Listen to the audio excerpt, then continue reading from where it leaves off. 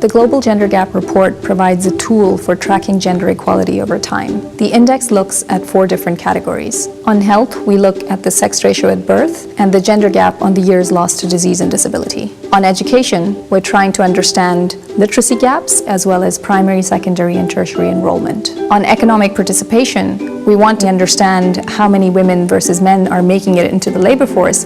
On political empowerment, we look at the gender gap in parliament, amongst ministers, and in the executive role.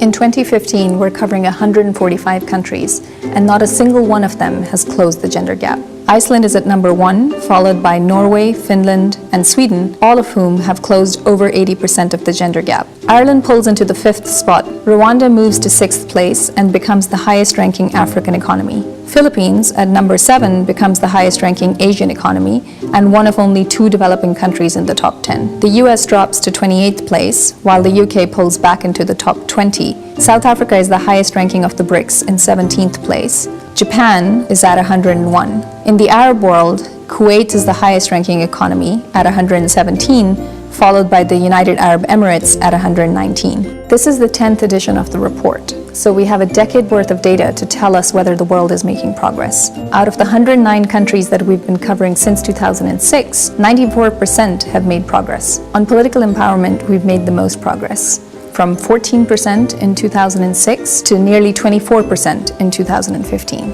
On economic participation, it's countries like Saudi Arabia, Bahrain, Guatemala that have made the most progress. On education, Burkina Faso, Chad, and Nepal have made the most progress. There's clearly an economic imperative for educating and empowering women. But this goes beyond a nice to have. This is important for each and every individual on our planet.